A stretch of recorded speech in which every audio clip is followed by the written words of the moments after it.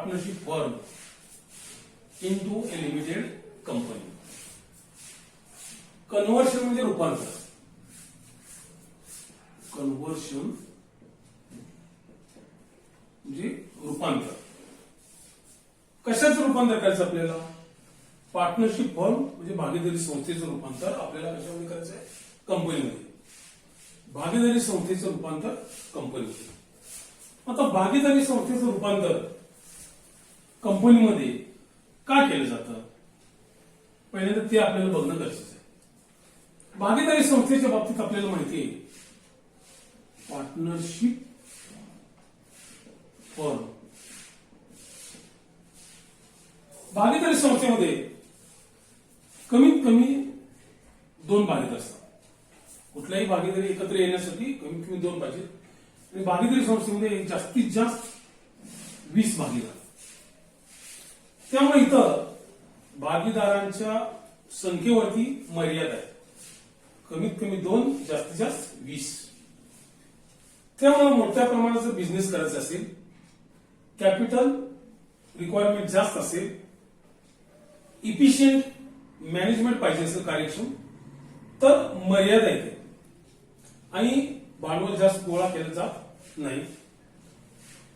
याशिवाय सगळ्यात महत्वाची जो भागीदारी संस्थेचा तोटा आहे तो म्हणजे अनलिमिटेड लायबिलिटी. अनलिमिटेड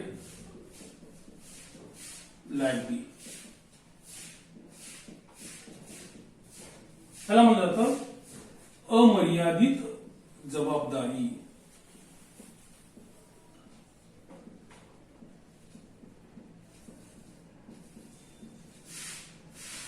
अमर्यादित जबाबदारी.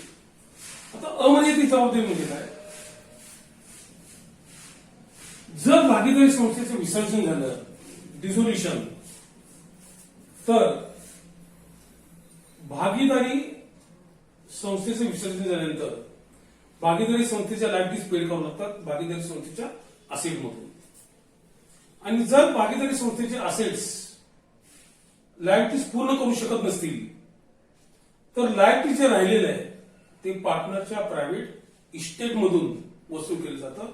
उदाहरणार्थ भागीदारी संस्थेचं विसर्जन झालं आणि भागीदारी संस्थेचं देणं आहे 5 लाख रुपये. लायबिलिटीज ऑफ फर्म 5 लाख रुपये आणि भागीदारी संस्थेचे असेट्स विकून येणार आहेत 4 लाख रुपये.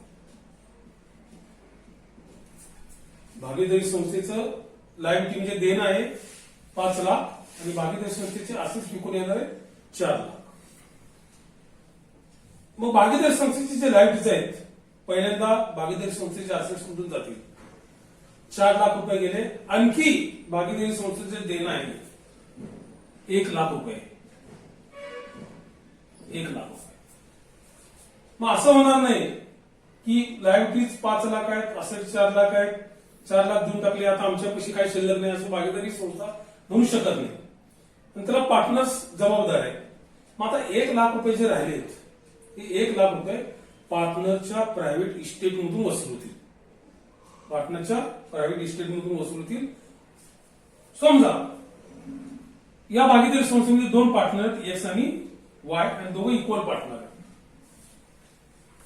तर हे 1 लाख रुपये भागीदारी संस्थेचे जे देणं राहिले, विसर्जन झाली भागीदारी संस्था, 1 लाख रुपये जे देणं आहे ते एक्स आणि वाय दोघांच्या प्रायव्हेट इस्टेटमधून वसूल केले जाते. या दोघांची जबाबदारी. असेट मधलं यांचं कॅपिटल तर गेलंच, फर्म मधलं, त्याशिवाय आणखी प्रायव्हेट इस्टेट सुद्धा लायबल आहे, पात्र आहे फर्मचं देणं देण्यासाठी. मग ही अमर्यादित जबाबदारी म्हणजे याच्या प्रायव्हेट इस्टेटवरती सुद्धा आहे अटॅचमेंट. ही मोठी रिस्क आहे. ह्याला म्हणलं जातं अनलिमिटेड लायबिलिटी. ही अनलिमिटेड लायबिलिटी कमी करण्यासाठी, म्हणजेच या अनलिमिटेड लायबिलिटीचं रूपांतर लिमिटेड लायबिलिटी मध्ये करण्यासाठी भागीदारी संस्था काय करते? स्वतःच्या फर्मचं रूपांतर पार्टनरशिप फर्म मध्ये करते. मग आता कंपनीच्या बाबतीत कंपनी सभासदांची म्हणजेच भागधारकांची जबाबदारी ही त्यांच्या शेअर्स पुरती मर्यादित आहे, म्हणजे लिमिटेड लायबिलिटी. उदाहरण, एका कंपनीचं एका शेअरची किंमत आहे 100 रुपये, याला म्हणतो आपण फेस व्हॅल्यू. आणि एक्स नावाच्या शेअर होल्डरनी 10 शेअर्स घेतले असतील, 10 शेअर्स घेतले, म्हणजेच ह्याची लायबिलिटी झाली 1000 रुपयेपर्यंत मर्यादित. जेवढी त्याची शेअरची किंमत आहे, त्याची शेअर्स गुणिले फेस व्हॅल्यू, शेअरची किंमत आहे 1000 रुपये, म्हणजे 1000 रुपयेपर्यंत त्याची मर्यादा आहे. जर त्यांनी शेअर्स घेऊन 1000 रुपये अगोदर दिले असतील तर पुन्हा त्याची जबाबदारी नाही. परंतु त्याने अगोदर 800 रुपये दिले, म्हणजे फुल्ली पेड नाहीत अजून, आणि 2 रुपयाचा कॉल राहिलाय एका शेअर माग, तर या 1000 रुपये शेअरची मूळ किंमत झाली, त्यापैकी 800 रुपये त्यांनी कंपनीला दिलेले आहेत बाकी कॉलच्या रूपामध्ये. आता अजून राहिले फक्त 200 रुपये. आणि जर कंपनीचं लिक्विडेशन झालं तर एक्सची जबाबदारी फक्त 200 रुपयेपर्यंतच आहे. 800 रुपये 1000 जबाबदारी आहे त्याची, परंतु 800 ऑलरेडी दिलेत, त्यामुळे जबाबदारी 200 एवढीच लिमिटेड जबाबदारी आहे. पण पार्टनरशिपच्या बाबतीत नाही. जे काय राहिलेलं देणं असेल कोणचं ते पार्टनरच्या प्रायव्हेट इस्टेटवरती अटॅचमेंट येते, त्यातून द्यावं लागतं.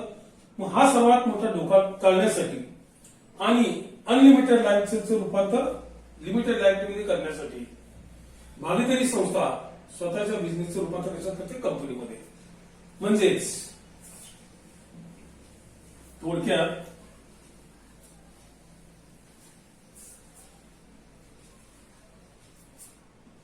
पार्टनरशिप फर्म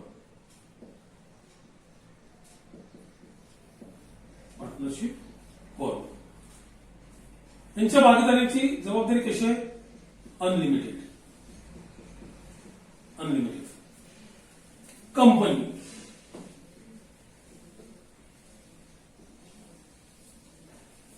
यांच्या भागधारकांची जबाबदारी लिमिटेड.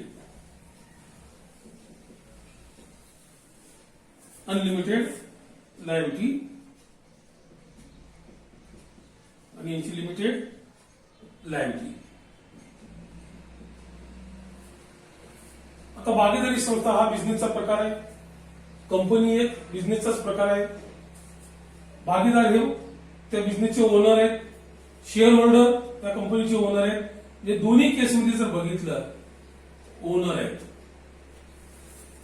पण ओनरची जबाबदारी भागीदारी संस्थेच्या बाबतीत अनलिमिटेड आहे आणि कंपनीच्या बाबतीत लिमिटेड आहे. त्यामुळं भागीदार स्वतःच्या फर्मचं रूपांतर कशात करतात, कंपनीमध्ये, to take the advantage of limited liability. यासाठी रूपांतर केलं जातं कंपनीच्या बाबतीत. त्याशिवाय सगळ्यात महत्वाचं मुख्य कारण म्हणजे तेच आहे, अमर्यादित जबाबदारीचं रूपांतर मर्यादित जबाबदारीमध्ये करणे. हा सगळ्यात मोठा या कारणास्तव खरं केलं जातं. त्याशिवाय कॅपिटल रिक्वायरमेंट जास्त होते, कारण भागीदारी संस्थेमध्ये कमीत कमी 2 जास्तीत जास्त 20, कंपनीच्या बाबतीत प्रायव्हेट लिमिटेड कंपनी असेल कमीत कमी 2 जास्तीत जास्त 50, जर पब्लिक लिमिटेड कंपनी असेल कमीत कमी 7, मॅक्झिमम नो लिमिट. सभासदावरती बंधन नाही. त्यामुळे जितके व्यक्ती वाढतील तितके फायदे वाढतात. कॅपिटल मोठ्या प्रमाणात उभा करू शकतो, इफिशियंट मॅनेजमेंट करू शकतो, कारण चांगल्या लोकांतून संचालक निवडता येतात. असे अनेक कारण आहेत. पण खरं कारण जे आहे, मेन आपल्याला जे पाहिजे, तर अनलिमिटेड लायबिलिटीचं रूपांतर लिमिटेड लायबिलिटीमध्ये करण्यासाठी भागीदारी संस्थेचं रूपांतर कंपनीमध्ये केलं जातं. आता या भागीदारी संस्थेचं कंपनीमध्ये रूपांतर करण्याच्या 2 पद्धती आहेत. पार्टनरशिप फर्म स्वतः एक कंपनी स्थापन करते.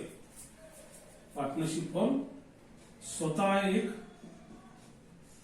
कंपनी स्थापन करते, याला म्हणलं जातं न्यू कंपनी. स्वतः एक कंपनी स्थापन करते आणि भागीदारी संस्था आपला बिझनेस कंपनीला ट्रान्सफर करते. भागीदारी संस्था आपला बिझनेस कंपनीला ट्रान्सफर करते. बिझनेस ट्रान्सफर करते म्हणजे काय? भागीदारी संस्थेचे असेट्स अँड लायबिलिटीज कंपनीला ट्रान्सफर केले जातात आणि भागीदारी संस्थेचं विसर्जन केले जातं. त्याला आपण म्हणतो डिझोल्युशन. 12वी हा टॉपिक झालेला आहे, डिझोल्युशन ऑफ पार्टनरशिप फर्म म्हणजे विसर्जन. म्हणजे भागीदारी संस्था स्वतःचं विसर्जन करून स्वतःचे असेट्स अँड लायबिलिटीज एक कंपनी स्थापन करते आणि त्या कंपनीला ट्रान्सफर करतात. दुसरा प्रकार, एखादी अस्तित्वात असलेली कंपनी असेल तर त्या कंपनीला भागीदारी संस्था स्वतःचा बिझनेस विकून टाकते, त्याला म्हणतात जातं सेल. कुणाला? Existing company. Existing company. पहिला प्रकार तुम्हाला सांगितला की भागीदारी संस्था स्वतःची कंपनी स्थापन करते आणि आपला बिझनेस म्हणजे assets and liabilities transfer to the new formed company. आणि दुसरा प्रकार, एखाद्या अस्तित्वात असलेली कंपनीला स्वतःचा बिझनेस विकून टाकते, स्वतःचं अस्तित्व नष्ट करते, ते डिझोल्युशन. आता हे झालं कन्व्हर्शन कसं केलं जातं याचं उदाहरण.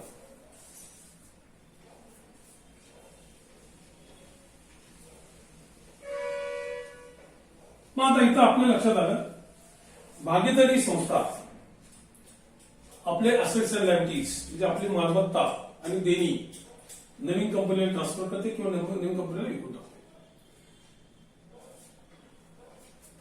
आणि भागीदारी संस्थेचं विसर्जन होतं.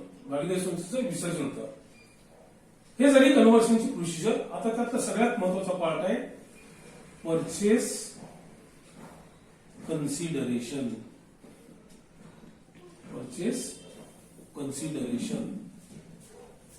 परचेस म्हणजे खरेदी, कन्सिडरेशन म्हणजे मोबदला.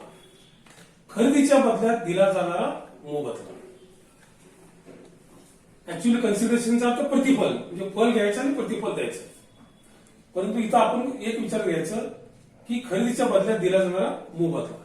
आता आपण जरी साधं उदाहरण घेतलं, आपण दुकानामध्ये गेलो, एखादी पेन विकत घेतली, पेनची किंमत 10 रुपये. आपण त्या दुकानदाराकडून काय घेतो? पेन. आणि पेनच्या बदल्यात काय देतो दुकानदाराला? 10 रुपये. त्याला म्हणायचं पेन परचेस केल्याचा मोबदला म्हणून कन्सिडरेशन त्याला काय दिले आपण? 10 रुपये. त्याच पद्धतीने इथं भागीदारी संस्थेचा बिझनेस, पार्टनरशिप फर्म चा बिझनेस कोण विकत घेतं? Company. Whether it may be newly formed company or an already existing company. भागीदारी संस्थेचा बिझनेस कंपनी घेते. बिझनेस घेते म्हणजे पुन्हा एकदा सांगतो असेट्स अँड लायबिलिटीज घेते.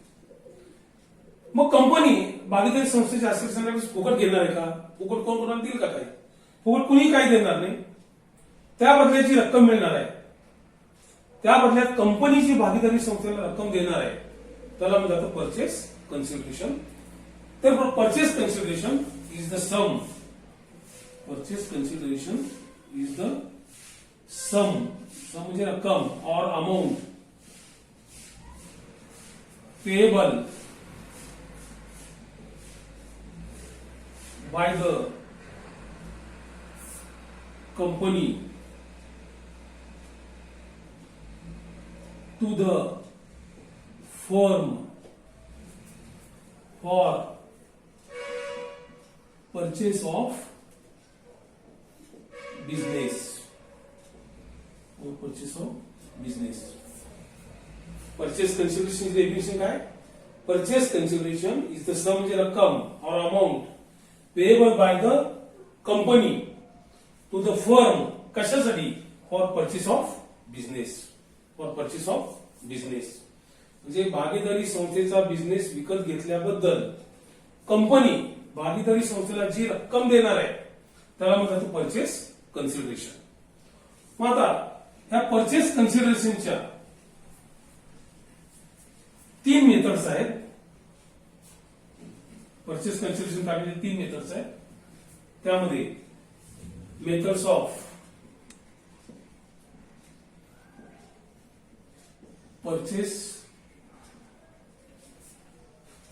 Consideration,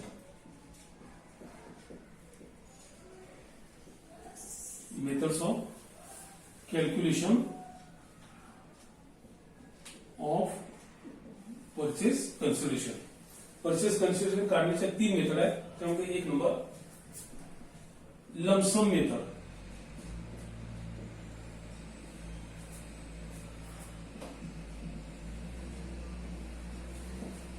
2 number net assets method, 3 net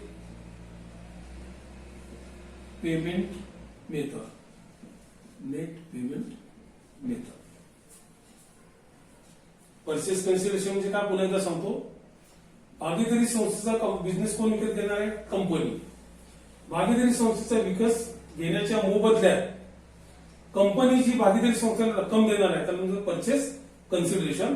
purchase consideration is the amount payable by the company to the partnership firm for purchase of business. मग हे रक्कम कशी काढायची त्याच्यासाठी 3 मेथड आहेत. There are 3 methods used for calculation of purchase consideration. First method lump sum method, second method net assets method, and third method net payment method. आता first method lump sum method. lump sum म्हणजे एक रकमी. lump sum म्हणजे एक रकमी. या method मध्ये company भागीदारी संस्थेचा बिझनेस विकत घेऊन पैसे देताना असेट्स लायबिलिटीज कुठलाही विचार केला जात नाही.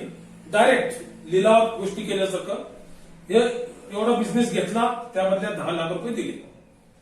एक रक्कम ठरलेली असते, एक रक्कम दिलेली आहे त्याला म्हणतात लमसम मेथड. म्हणजे या मेथडमध्ये असेट्स लायबिलिटीज कुठलाही विचार केला जात नाही. Partner company gives one lump sum amount to the partnership firm for purchase of business, that is called lump sum method. Second method, net assets method. Net assets. Net assets means net assets method.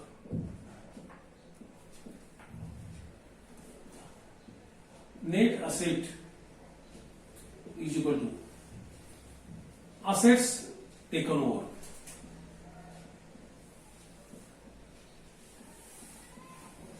minus liabilities taken over.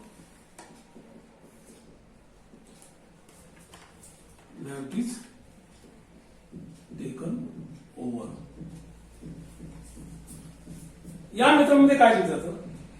भागीदारी संस्थेचे assets and liabilities कोण घेतं? Company. सगळेच assets घेणं किंवा सगळ्याच liabilities देणं हे बंधनकारक नाही. जे काय असेट्स घेतलेले आहेत नवीन किमतीला, रिवाइज किमतीला किंवा बॅलन्स शीटच्या किमतीला, बुक व्हॅल्यू म्हणतात, बॅलन्स शीटच्या किमतीला जे असेट्स घेतले त्यामधून कंपनीने जे लायबिलिटी सुद्धा द्यायचं मान्य केले त्याची रक्कम वजा करायची. राहिलेल्या रकमेला म्हणतात नेट असेट्स. Net assets. उदाहरण, भागीदारी संस्थेचे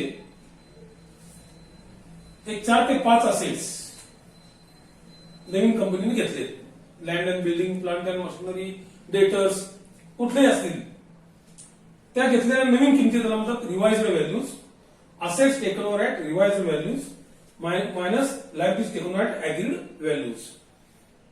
हे तुम्हाला समजण्यासाठी मी पहिल्यांदा थोडक्यात देतो. Assets taken over at revised values म्हणजे नवीन किमतीला minus liabilities taken over at agreed values. समजा भागीदारी संस्थेचे एक 4-5 असेट्स कंपनीने घेतले आणि त्या असेट्सची किंमत आली 7 लाख रुपये.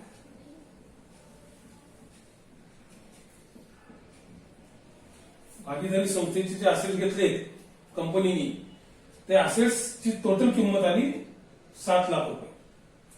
आणि त्याच पद्धतीने भागीदारी संस्थेचे 2 लायबिलिटीज क्रेडिटर्स आहे, बँक ओव्हरड्राफ्ट आहे किंवा बँक लोन आहे, काही असेल, 1-2 लायबिलिटी घेतल्या आणि त्या लायबिलिटीची किंमत आहे 2 लाख रुपये. लायबिलिटीची किंमत आहे 2 लाख रुपये. म्हणजेच the value of assets taken over bye the company ₹7 lakh minus the value of liabilities agreed to be paid by the company 2 lakh. राहिले 5 लाख. त्या 5 लाखाला म्हणजे जातं net assets. Net assets method. म्हणजेच भागीदारी संस्थेला कंपनीने किती रुपये द्यायचे? 5 लाख रुपये. इथे लमसम मध्ये एक रक्कम असेटसाठी विचार नव्हता. नेट असेट्स मध्ये असेटचा विचार झाला, लायबिलिटीचा विचार झाला. Assets taken over at revised values वजा त्यातून जे लायबिलिटीज आहेत, देणं आहे, ते देणं वजा केलं जातं 2 लाख. म्हणजेच कंपनीने भागीदारी संस्थेला द्यायचे 5 लाख रुपये. अशा पद्धतीने भागीदारी संस्थेने घेतलेले असेट्स वजा भागीदारी संस्थेने कंपनीने घेतलेले असेट्स भागीदारी संस्थेचे वजा भागीदारी संस्थेचं द्यायचं कबूल केलेलं देणं वजा केल्यानंतर जी रक्कम येईल ती पर्चेसिंग कंपनी कोणाला देणार? भागीदारी संस्थेला. भागीदारी संस्थेला. आणि त्यानंतर तिसरी मेथड आहे net payment method. Net payment method. Net payment method. Payment म्हणजे देणे. कंपनी भागीदारी संस्थेचा बिझनेस विकत घेते, त्या बदल्यात कंपनी भागीदारी संस्थेला ज्या ज्या स्वरूपात पैसे देते त्याची बेरीज म्हणजेच नेट पेमेंट मेथड. उदाहरणार्थ भागीदारी संस्था समजा X&Y फर्म, याचं company XY company limited business विकत घेतला. एक्स भागीदारी संस्था आहे, तिथं X आणि Y पार्टनर आहे. यांनी एक कंपनी स्थापन केली XY कंपनी लिमिटेड आणि फर्मचा बिझनेस भागीदारी संस्थेचा कोण घेतला? XY कंपनी लिमिटेडनी. XY कंपनी लिमिटेड जी भागीदारी संस्थेला काही काही स्वरूपात रक्कम देणार आहे त्याला म्हणलं जातं, त्याची बेरीज केल्यानंतर जी रक्कम येईल त्याला म्हणतात नेट पेमेंट मेथड. उदाहरणार्थ अग्रीमेंट असा झाला, XY कंपनी म्हणजे न्यू कंपनी भागीदारी संस्थेला त्यांचं शेअर्स मध्ये देणारे पैसे in the form of shares आपल्याला दिलं 3000 shares of company, 3000 shares of rupees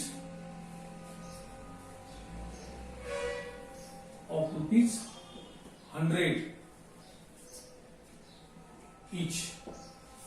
company भागीदारी संस्थेला 3000 शेअर देणार आहे. प्रत्येक शेअरची किंमत आहे 100. म्हणजेच आता याची रक्कम आली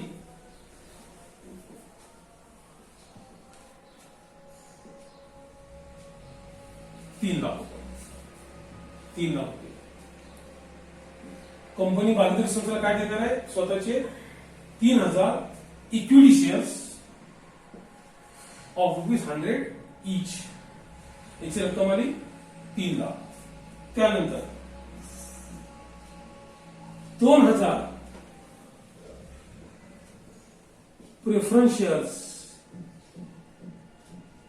ऑफ ₹100 इच. 2000 प्रेफरन्स शेअर देणे. प्रत्येक प्रेफरन्स शेअरची किंमत 100 रुपये. 2 लाख रुपये.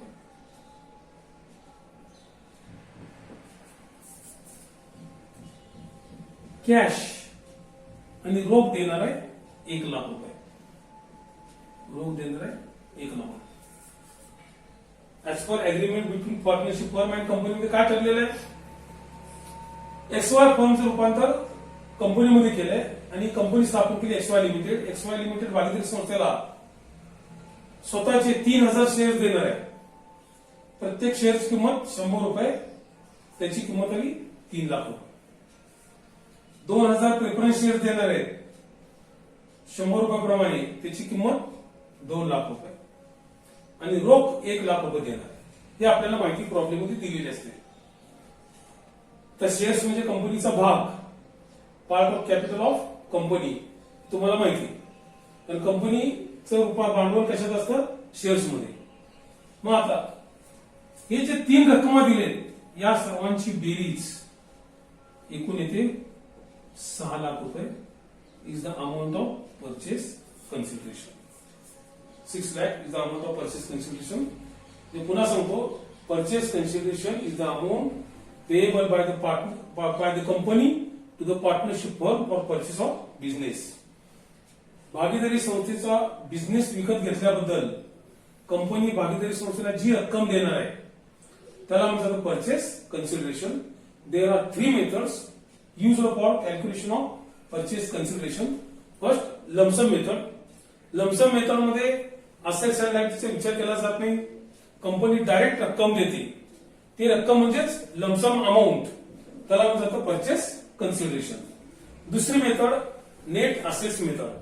Net assets means asset taken over at revised values less liabilities take over at agreed values. भागीदारी संस्थेचे जे असेट्स घेतलेत कंपनीने, त्याची किंमत काढून त्या असेटची टोटल घेतली जाते. त्यामधून भागीदारी संस्थेचे जे लायबिलिटीज द्यायचं कबूल केले त्याची किंमत काढली जाते. असेट्स मधून लायबिलिटीज वजा केल्यानंतर जी रक्कम येईल त्याला म्हणतात नेट असेट्स.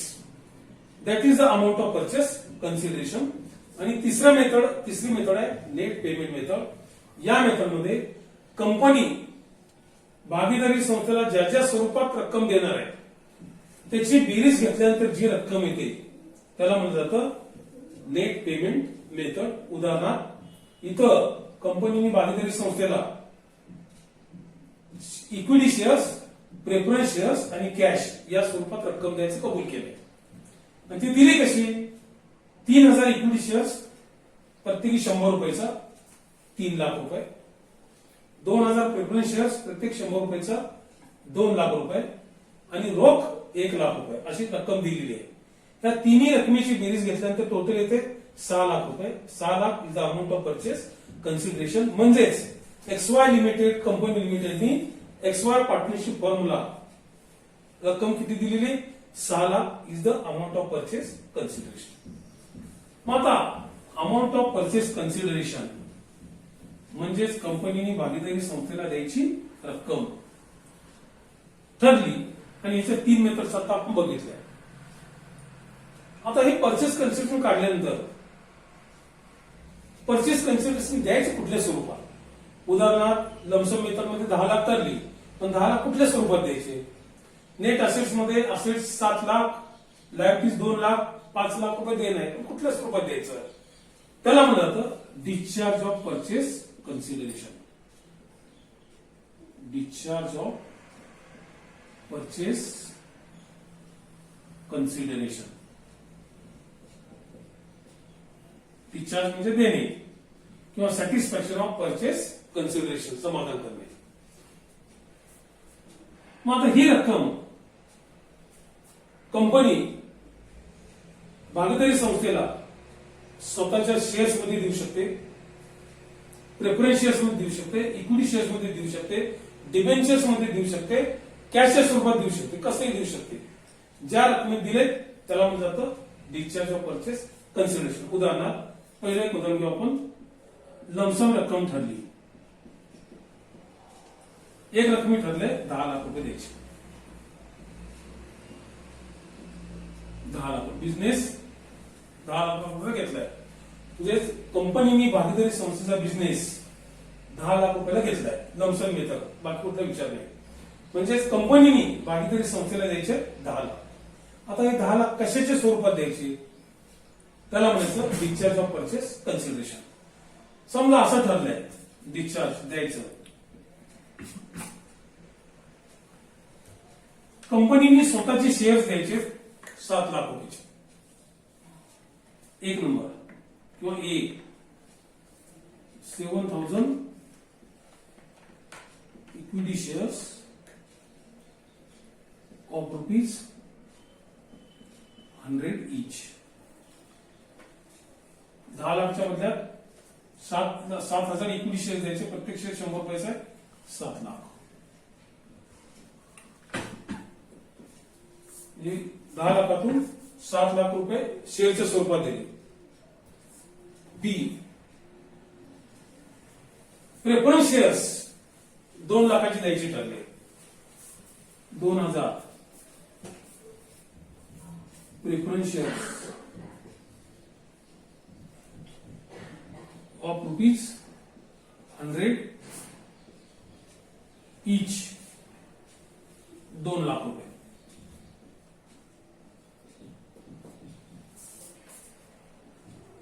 आता राहिले 1 लाख रुपये रोख स्वरूपात द्यायचे ठरले. कॅश 1 लाख रुपये.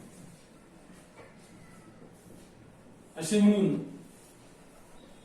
10 लाख रुपये कंपनी भागीदारी संस्थेला देणार. परचेस कन्सिडरेशन देण्याची रक्कम आणि ते कशा स्वरूपात दिली त्यानंतर डिस्चार्ज ऑफ परचेस कन्सिडरेशन. मग इथं आपण उदाहरण घेतलंय की कंपनीने 7 लाख रुपयाचे शेअर स्वतःचे द्यायचे भागीदारी संस्थेला, 2 लाख रुपयाचे प्रेफरन्स शेअर द्यायचे आणि 1 लाख रुपये रोख द्यायचे. आपल्याला प्रॉब्लेम मध्ये जसं सांगितलं असेल त्या पद्धतीने करायचं. 10 लाख रोख पण देऊ शकेल, 10 लाखाचे शेअर्स पण देऊ शकेल, 10 लाखाचे प्रेफरन्स शेअर्स पण देऊ शकेल, 10 लाखाचे डिबेंचर्स पण देऊ शकेल. जसं प्रॉब्लेम मध्ये दिलंय त्या पद्धतीने आपण हे काढायचं. म्हणजेच या टॉपिक मध्ये सगळ्यात महत्वाचा point purchase consideration. Purchase consideration जर चुकला तर जवळपास निम्म्याच्या वर प्रॉब्लेम चुकल्याचं त्याला काहीच अर्थ राहणार नाही. जे सगळ्यात इम्पॉर्टंट टर्म परचेस कन्सिडरेशन.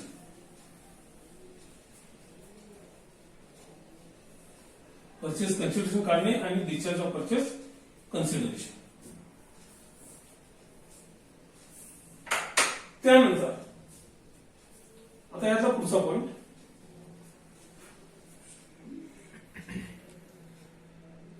भागीदारी संस्थेची बुक्स पण करावं लागणार आहे. कारण भागीदारी संस्थेचं काय झालंय विसर्जन. Standard entries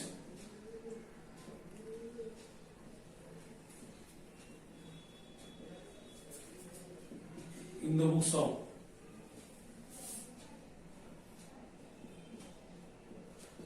partnership form. Standard entries in the books of partnership form. आता 12वीला आपल्याला टॉपिक झाले डिझोल्युशन. डिझोल्युशनचे विसर्जन.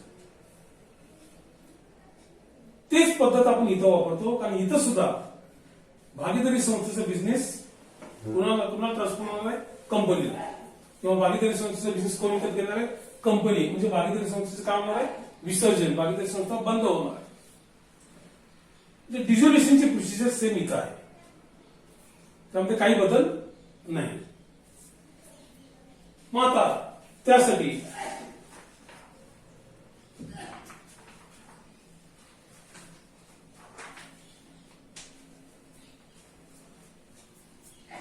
भागीदारी संस्थेचे विसर्जन होणार आहे. त्यासाठी पहिली स्टेप, आता इथे मी स्टेप देतो आणि एंट्रीज तोंडी सांगतो.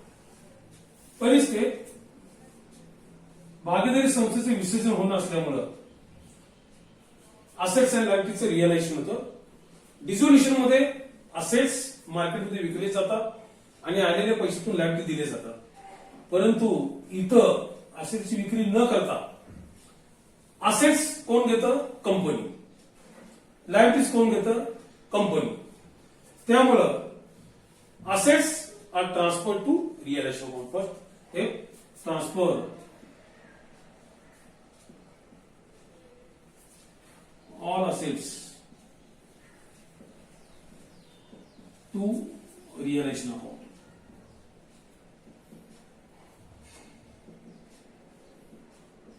All assets to realization account. इथं जसं आपण डिझोल्युशन मध्ये ओपन करतो तो त्याच पद्धतीने ओपन करायचं. रिअलायझेशन अकाउंट, बिझनेस कुणाला विकलाय त्या कंपनीचं account, new company account, partners capital account, cash account. तेच अकाउंट ओपन करावं लागतात आणि ज्या स्वरूपात पैसे आले त्याचं अकाउंट. त्याच्या अगोदर first step, transfer all assets to realisation account. Actually transfer all assets on the debit side of realisation account हे आपल्या टोटल मेथड झालं. Assets transfer to realisation. Entry आहे realisation account debit to assets account. Entry आहे realisation account debit to assets account. या सगळ्या जे theory आहे आणि या एंट्रीज आहेत ह्या सगळ्या पीडीएफ फॉर्म मध्ये मी दिलेले आहेत. डिस्क्रिप्शन बॉक्स मध्ये खाली तुम्हाला सगळे मिळेल. डाउनलोड करून घ्या, त्याची प्रिंट काढून घ्या आणि 4-5 वेळा बघितल्यानंतर लक्षात येईल. 4-5 वेळा व्हिडिओ बघून तर ते बघायचं म्हणजे लक्षात येईल. Entry realisation account debit to assets account.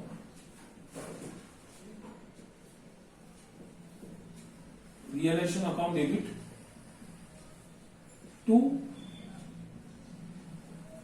Assets account. Asset transfer to realization. हे सगळं बॅलन्स शीट मध्ये किमतीला. आता त्यामध्ये नोट आहे, महत्वाचा पॉइंट आहे. जर असेट्स भागीदारी संस्थेच्या असेट्स मधला कॅश आणि बँक बॅलन्स नवीन कंपनीने घेतला असेल तरच ट्रान्सफर करायचा, अन्यथा करायचा नाही. If cash and bank balance is taken over bye the new company then it should be transferred to realization account. If cash and bank balance is not taken over by the new company, it should not be transferred to realization account. A separate cash account should be opened. एक स्वतंत्र cash account तयार करायचं. त्याशिवाय दुसरी महत्वाचा point यामध्ये आहे. If there are fictitious losses, म्हणजे जर बोगस असेट असतील, उदाहरणार्थ बॅलन्स शीटच्या लायबिलिटी साइडला प्रॉफिट अँड लॉस अकाउंट म्हणजे प्रॉफिट आणि बॅलन्स शीटच्या असेट साइडला प्रॉफिट अँड लॉस अकाउंट म्हणजे loss. Loss is not a real asset. ते लॉस का आपण मार्केटमध्ये घेऊन विकू शकत नाही.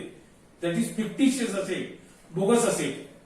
हे असेट त्यांना रिअलाइजेबल व्हॅल्यू नाही, परंतु जसं प्रॉफिट पार्टनरच्या मालकीचं तसं लॉस सुद्धा त्यांच्याच मालकीचं आहे. म्हणून if there are fictitious assets it should be transfer to partners capital in their profit sharing ratio. ते partners capital in their profit sharing ratio मध्ये ट्रान्सफर करायचे. त्यानंतर पहिली step asset transfer to realisation account. Entry आहे realisation account debit to each asset account. If cash and bank balance is taken over by the new company, then it should be transferred to realization account. If cash and bank balance is not taken over by the new company, it should not be transferred to realization account. A separate cash account is to be opened. जर cash आणि bank balance नवीन कंपनीने घेतला असेल तरच रिअलायझेशनला transfer करायचा, अन्यथा करायचा नाही. आणि जर घेतला नसेल तर कॅश अकाउंट स्वतंत्र ओपन करायचं. आणि जर बॅलन्स शीटच्या असेट साइडला बोगस असेट असतील, उदाहरणार्थ debit balance in profit and loss account, तर ते असेट रिअलायझेशनला न ट्रान्सफर करता पार्टनर्स मध्ये in their profit sharing ratio मध्ये वाटायचे. त्यानंतर 2 नंबर, ज्या पद्धतीने असेट्स ट्रान्सफर केले त्या पद्धतीनेच liabilities transfer to realisation account. 2 number step, liabilities transfer to realization account. Liabilities transfer to realization account. Balance शीटच्या लायबिलिटीला जे लायबिलिटीज आहेत, सन्ड्री क्रेडिटर्स वगैरे, हे सगळे लायबिलिटीज नवीन कंपनीने घेतलेले असो किंवा नसो, it should be transfer to realisation account. त्याची entry liabilities account debit, liabilities account debit to realisation account. Liabilities account debit to realisation account. Second step, liabilities transfer to realisation account, liabilities account debit to realisation account. Third step, balance शीटचे assets गेले, liabilities गेले, आता राहिले partners capital. ते capital अकाउंटला transfer करायचं. आणि balance शीटच्या लायबिलिटी साइडला अक्युमुलेटेड प्रॉफिट असतात. अक्युमुलेटेड म्हणजे संचित केलेले, जनरल रिझर्व्ह किंवा रिझर्व्ह फंड किंवा profit and loss account liability साईडला, हे सगळे पार्टनरच्या मालकीचे असतात. If there are accumulated profits, 3 number, accumulated profits,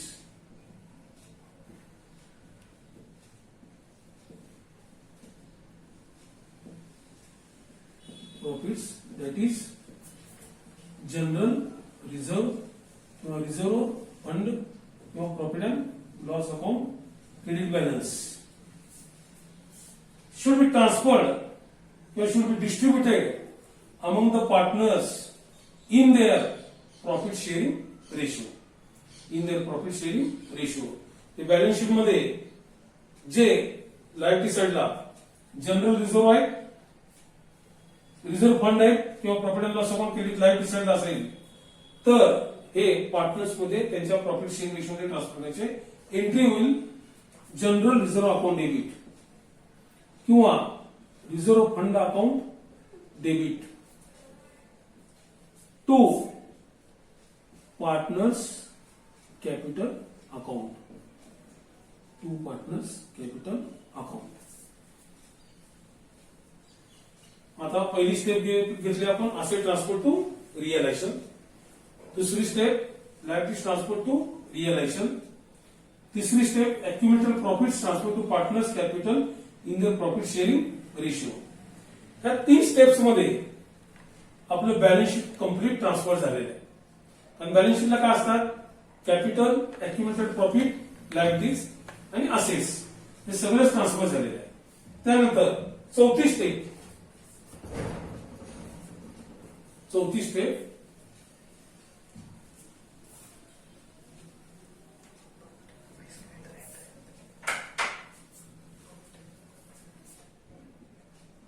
for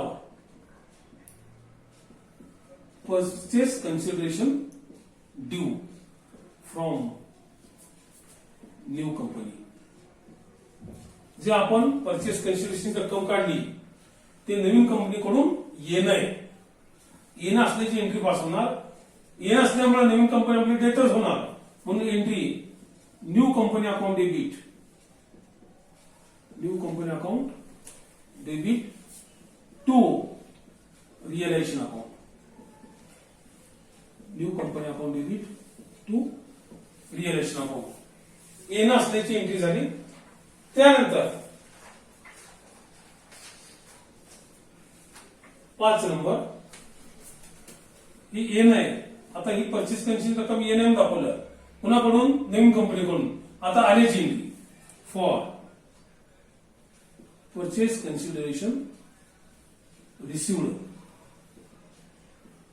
from new company, from new company. मग आता ज्या स्वरूपात नवीन कंपनी रक्कम देणार आहे त्याला डेबिट, त्याला डेबिट. समजा नवीन कंपनी रोख स्वरूपात देणार आहे, cash account debit, cash account debit. नवीन कंपनी स्वतःचे शेअर्स देणार आहे, equity shares in new company account debit.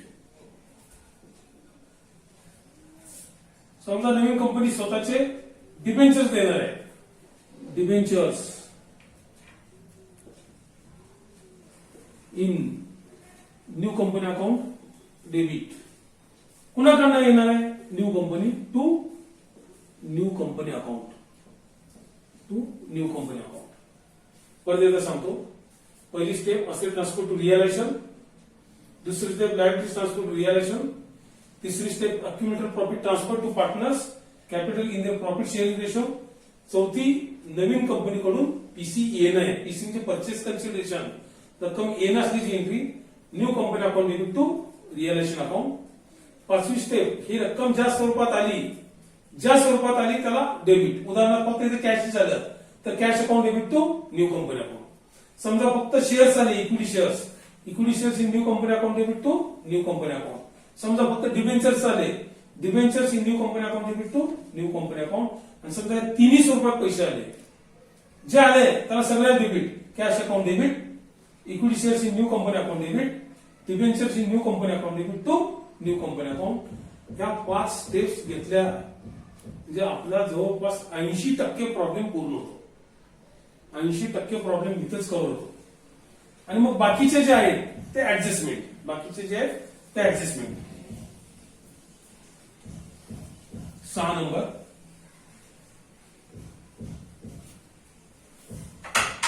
For realization of assets that are not taken over by partner. 6 number, or realization of assets not taken over by company. मला सांगितलंय की कंपनीने सगळेच assets भागीदारी घेतले पाहिजेत असं बद्दल नाही. काही असेट घेतले नसतील आणि ते जर मार्केटमध्ये विकले असतील, असेट विकल्यानंतर एंट्री होईल, पैसे येतील आपल्याला cash account debit to realisation account, cash account debit to realisation account. पैसे आल्यामुळं cash account debit, cash comes in, आणि असेट रिअलायझेशनला गेल्यामुळं to realisation account. 7 number, for payment of liabilities, for payment of liabilities not taken over by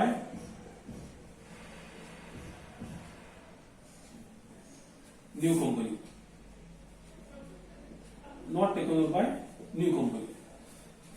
ज्या पद्धतीने asset घेतले त्या पद्धतीने नवीन कंपनीने जर भागीदारी संस्थेचे लायबिलिटीज काही घेतले नसतील तर त्या लायबिलिटीजची रक्कम कंपनीने दिली पाहिजे. म्हणून म्हणलेलं for payment of liability not taken over by new company. मग एंट्री होईल, लायबिलिटीज गेले ऑलरेडी रिअलायझेशनला, म्हणून entry realisation account debit, realisation account debit to cash oblique bank account, realisation account debit to cash oblique bank account. दे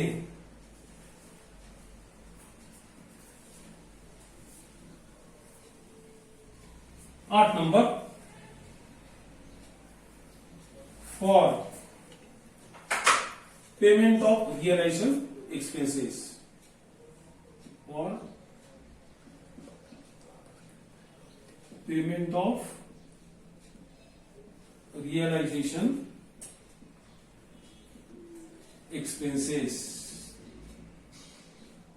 जर काही realisation खर्च झाला असेल तर तो भागीदारी संस्था देणार आहे. खर्च असल्यामुळे debit, entry realisation account debit, realisation account debit to cash oblique bank account for payment of realisation expenses, realization account debit to cash oblique bank account. 9 number, for asset taken over by partner, or asset taken over by partner. भागीदारी संस्था स्वतःचे asset नवीन कंपनीला transfer करते. जर कंपनीने काही asset घेतले असेल तर ते मग आपण बघितलं मार्केटमध्ये विकते. जर मार्केटमध्ये विकले नसेल तर ते कोण घेतं? एखादा पार्टनर घेतो. जर कुणीच पार्टनरने घेतलं तर जबरदस्तीने त्यांना दिलं जातं. For assets taken over by partner, पार्टनरने असेट घेतलेले आहे त्यामुळं असेट घेतल्यामुळे पार्टनरचं कॅपिटल काय होईल? कमी होईल. एंट्री होईल partners capital account debit, partners capital account debit to realisation account, to realisation account. त्याच पद्धतीने एखादी लायबिलिटी जर भागीदारी संस्थेने पेड केली नसेल किंवा पार्टनरने घेतलं असेल तर एंट्री होईल for liability taken over by partner. जर एखादी लायबिलिटी भागीदारी घेतली असेल की द्यायचं कबूल केलं असेल तर त्यामुळं पार्टनरचं कॅपिटल वाढतं. एंट्री होईल realisation account debit. Realisation account debit to partners capital account. Realisation account debit to partners capital account. त्यानंतर अशा रीतीने या 10 स्टेप झाल्यानंतर रिअलायझेशन अकाउंटवरती प्रॉफिट किंवा लॉस मिळेल. रिअलायझेशन अकाउंट क्लोज करायचं. रिअलायझेशन अकाउंटवरती प्रॉफिट किंवा लॉस मिळेल. तो प्रॉफिट और loss on realization should be transferred to partners capital in their profit sharing ratio. In their profit sharing ratio. 11 number step for transfer of profit oblique loss on realization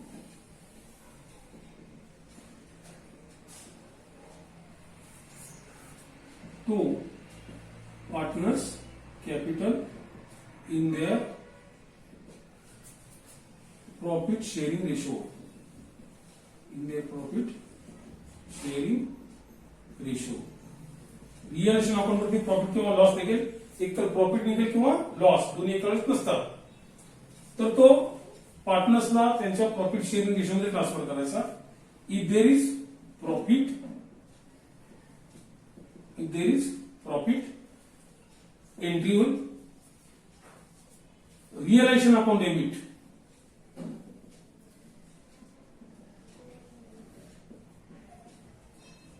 to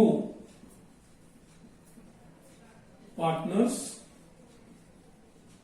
capital account. आणि बी जर loss असेल तर partners capital account debit to realisation account.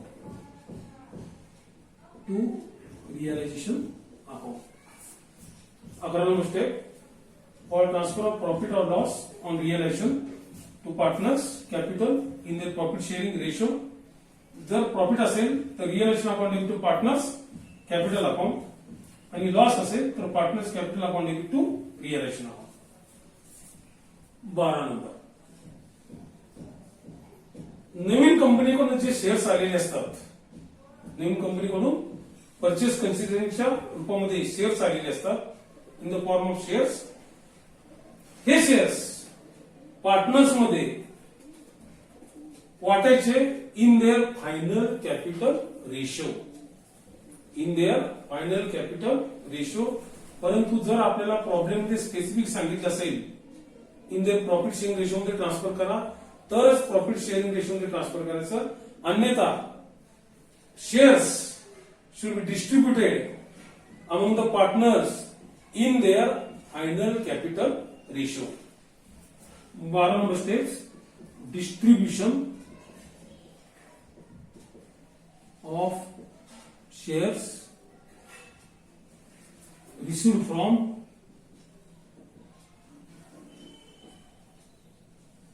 new company among partners in their final capital ratio. In the final capital ratio entry होते partners capital account debit. कारण त्यांना share दिल्यामुळे त्यांचं कॅपिटल कमी होणार आहे. Partners capital account debit to equity shares in new company account. Equity shares in new company account. हे step झाल्यानंतर शेवटची step, last step 13 number.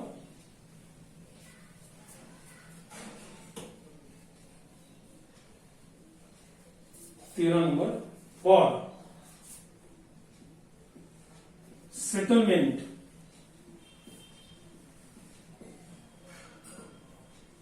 Of partners capital. For settlement of partners capital.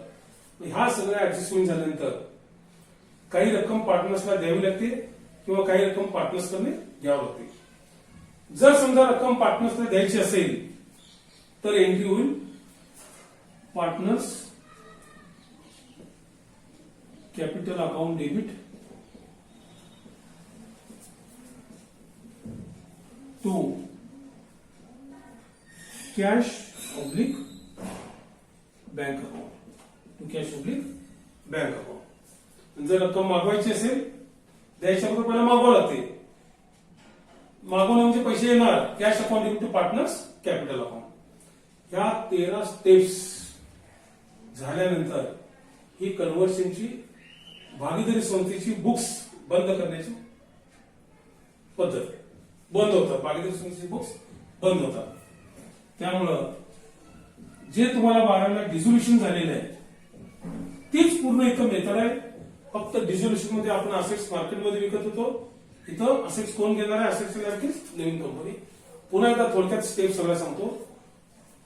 पहिली step asset transfer to realisation account.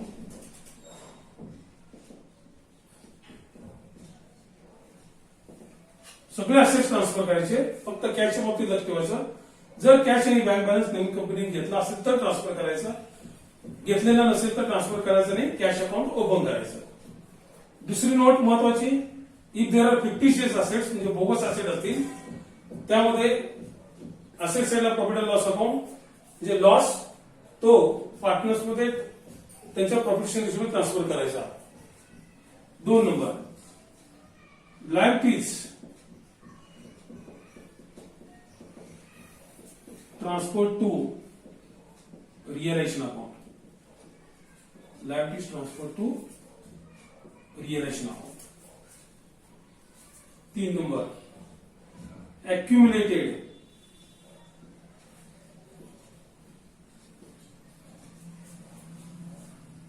profits जे general reserve fund transfer to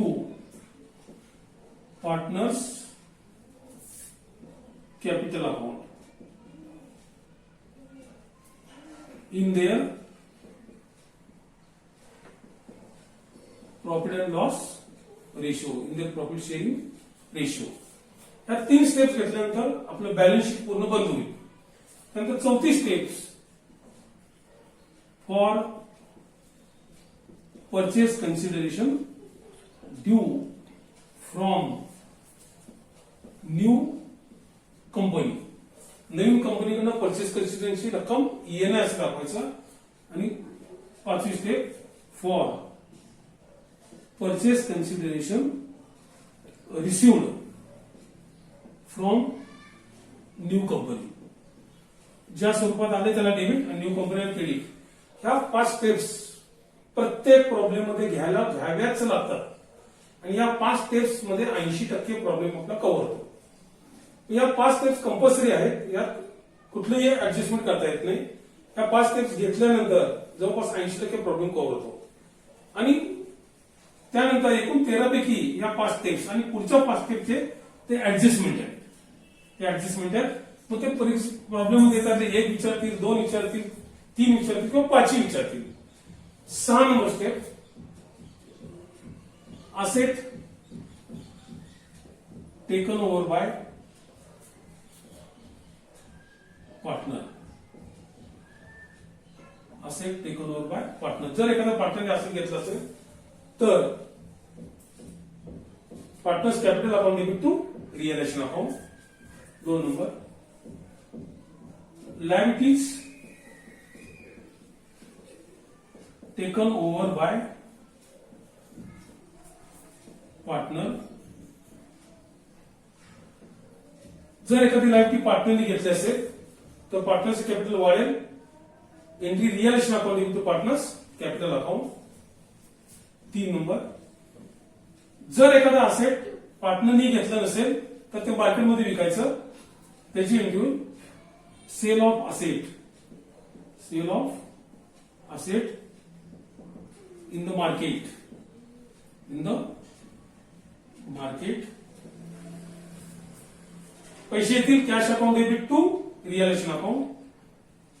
4 number जर एखादी liability पार्टनरनी पण घेतली नाही, नवीन कंपनीने घेतली नाही, तर ते it should be paid by the firm. Payment of liability. Payment of liability not taken over by partner not by the new company. आणि 5 number payment of realisation expenses. Payment of realisation expenses. Entry realisation account debit to cash. या 5 adjustment आहेत. त्या 5 पैकी एखादी पडेल किंवा 5 सुद्धा पडू शकतील. हे ते पहिला 5 स्टेप्स कंपल्सरी आहेत तसे यामध्ये ऍडजस्टमेंट वर आहे. त्यानंतर पुढच्या पुन्हा 3 स्टेप्स कंपल्सरी आहेत.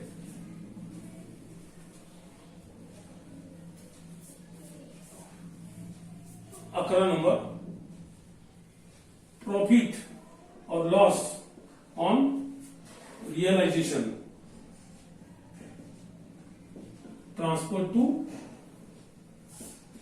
Partners capital in their P&L ratio. Realisation account close करायचं. रिअलायझेशन मध्ये प्रॉफिट किंवा लॉस मिळेल तो पार्टनर्स मध्ये त्यांच्या प्रॉफिट शेअरिंग रेशिओ वाटायचा.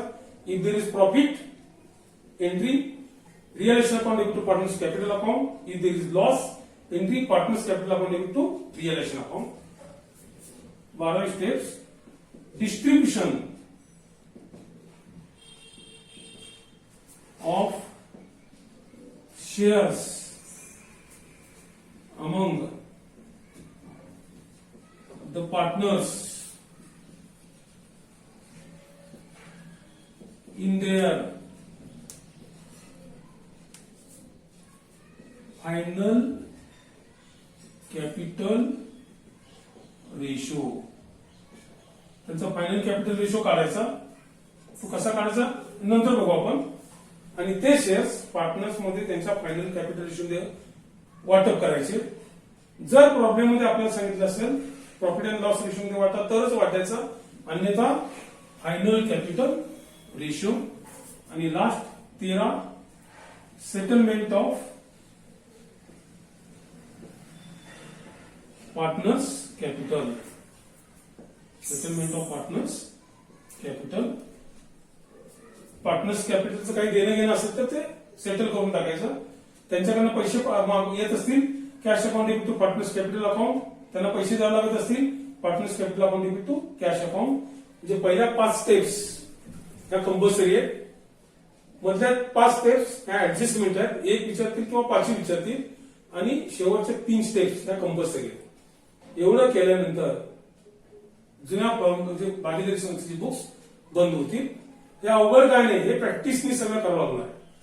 म्हणजे आता तुम्हाला जो युट्यूबवरती व्हिडिओ मी अपलोड करणार आहे त्या व्हिडिओ 4-5 वेळा जर व्यवस्थित तुम्ही बघितला, मी दिलेल्या नोट्स बघितला आणि स्वतः लिहून काढला तर तुम्हाला काही अवघड जाणार नाही. या पद्धतीने आपल्याला अभ्यास करावा लागेल. आणि युट्यूबच्या डिस्क्रिप्शन मध्ये हे नोट्स तुम्हाला मी देणार आहे.